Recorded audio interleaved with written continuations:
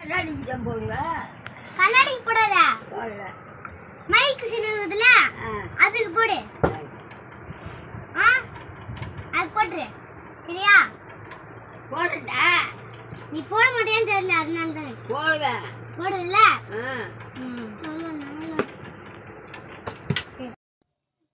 எழுதி வைங்கள்.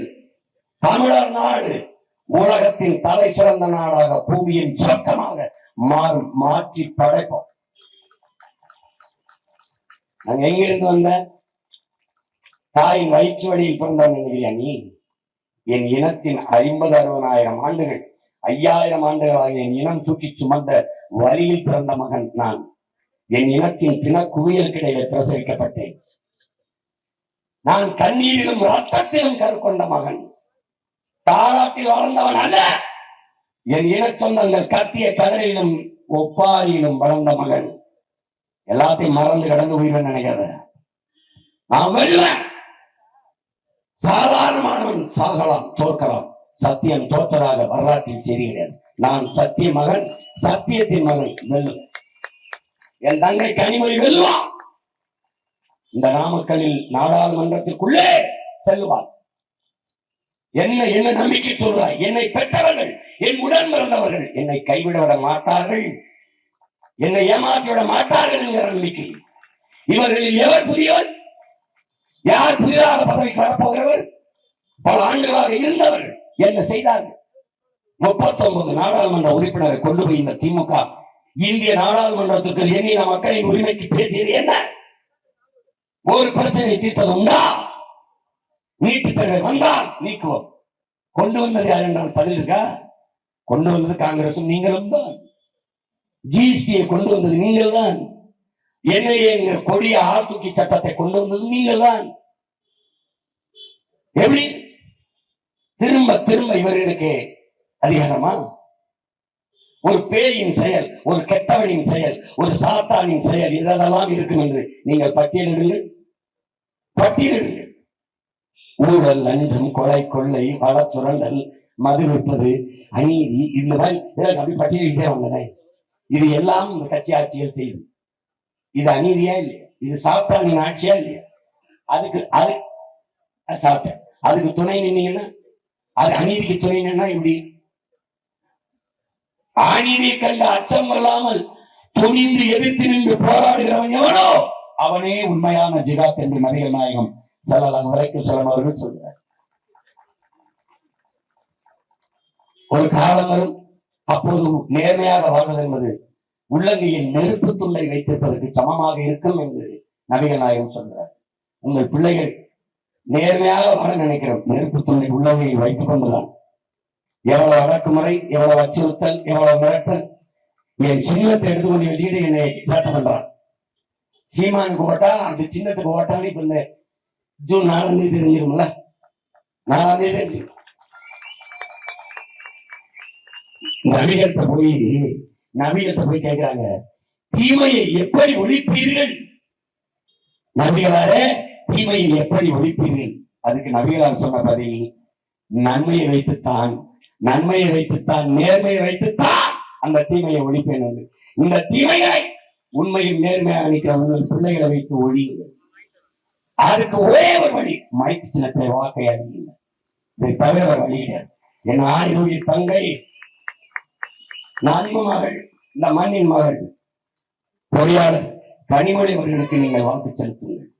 பொறியாளருக்கு சீட்டு, மருத்துவருக்கு சீட்டு, ஆசிரியர் பெருமக்களுக்கு சீட்டு. அறிவார்ந்த சமூகம் படைக்கணும், நோயற்ற சமூகத்தை உருவாக்கணும்.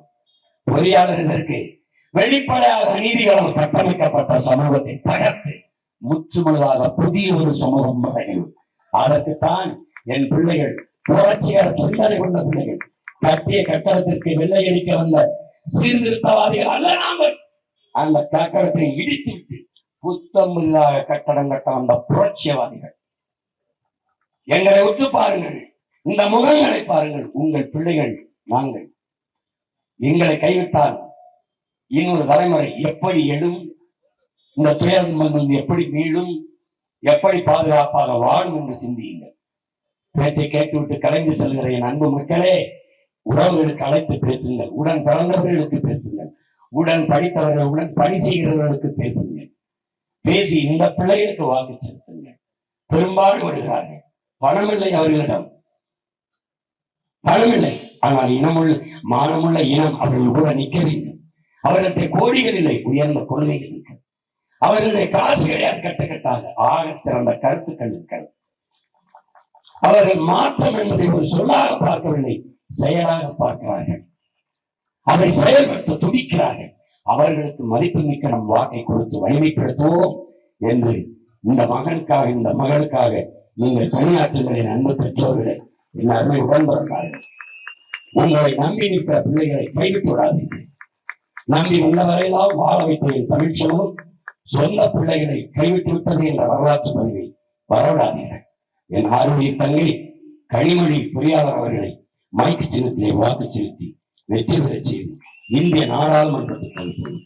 உழைக்கும் மக்களே, உங்களின் பிரச்சனைக்கு நாங்கள் பிரச்சனைகளை கேட்க வந்தவர்கள், தீர்க்க வந்தவர்கள்.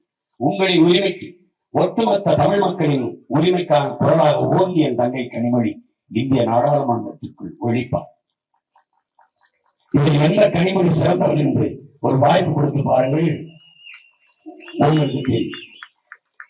கருணாநிதி மகள் கனிமொழியா, சீமானின் தங்கை கனிமொழியா, எவர் சிறந்தவர் என்பதை நீங்கள் வாய்ப்பு கொடுத்து பாருங்கள். எவ்வளவுதான் திறமையும் தகுதியும் இருந்தால் வாய்ப்பு இல்லை என்றால் அது பயனற்று போகும். இந்த பிள்ளைகளின் திறமையின் தகுதியும் ஒரு தடவை வாய்ப்பு கொடுத்து சோதித்து பாருங்கள். சோதித்து பாருங்கள் என் அன்பு பெற்றோர்களே. கடைசி தீக்குச்சியை பொருத்தும் போது தீப்பற்றியில் ஒரு தீக்குச்சி தான் இருக்குது, அதான் கடைசி. அதை பொருத்தும் போது எவ்வளவு கவனமாக நீங்கள் பொருத்தினீர்களோ அப்படி இந்த தடவை ஏப்ரல் 19 அவ்வளவு கவனமாக வாக்கை செலுத்துங்கள். இதுதான் கடைசி தீக்குச்சி, கடைசி வாய்ப்பு. எல்லா துன்ப துயரங்களையும் துரத்தி வீழ்த்த ஒரே அழுத்து மைக்கிலே, மைக்கிலே, மைக்கிலே. முயற்சி எடுக்கிறது முடிவு பண்ணி பார்க்க வேணும். முயற்சி எடுக்கிறது முடிவு பண்ணி பார்க்க வேணும். மக்கள் எல்லாம் ஒன்னா சேர்ந்து ராசாக்கா மைக்கு சின்னத்திலே ஓட்டு போடணும் ஐயாக்கா. மாற்றம் வரணும் பாரு, மாற்றம் வரணும் பாரு. நாட்டு மக்கள் நல்லா இருக்க நோக்கம் இருப்பதால் அந்த எண்ணம் கொண்ட சின்னத்துல ராசாக்கா நம்ம எல்லாருமே ஓட்டு போடணும் ஐயாக்கா. ஏற்றம் வரணும் பாரு, ஏற்றம் வரணும் பாரு. ஏழசன வாழ்க்கையில மாற்றம் வரணும் பாரு. அந்த எண்ணம் கொண்ட சின்னத்தில ராசாக்கா நாம எல்லாருமே ஓட்டு போடணும் ஐயாக்கா. முயற்சி எடுக்க வேணும், முடிவு பண்ணி பார்க்க வேணும். ஏன் மக்கள் எல்லாம் ஒன்னா சேர்ந்து ராசாக்கா மைக்கு சின்னத்திலே ஓட்டு போடணும் ஐயாக்கா. மைக்கு சின்னத்திலே ஓட்டு போடணும் ஐயாக்கா. மாற்றம் என்பது மாநில தத்துவம். மாறாது என்ற சொல்லை தவிர மற்ற அனைத்தும் மாறிவிடும். மாறுவோம், மாற்றுவோம். எல்லாரும் சொந்தங்களே, புரட்சி எப்போதும் வெல்லும். உங்கள் பிள்ளைகள் எங்களின் வெற்றி அதை சொல்லும். எங்கள் இலக்கு ஒன்றுதான், இனத்தின் விடுதலை. இனம் ஒன்றாகும், இலக்கை வென்றாகும். தமிழ் தாய் வாழ்க, தலைவர் பிரபாகரன் வாழ்க. உங்கள் அனைவருக்கும் இனிய ரம்ஜான் பெருநாள் வாழ்த்துக்கள். நாம் தமிழ்.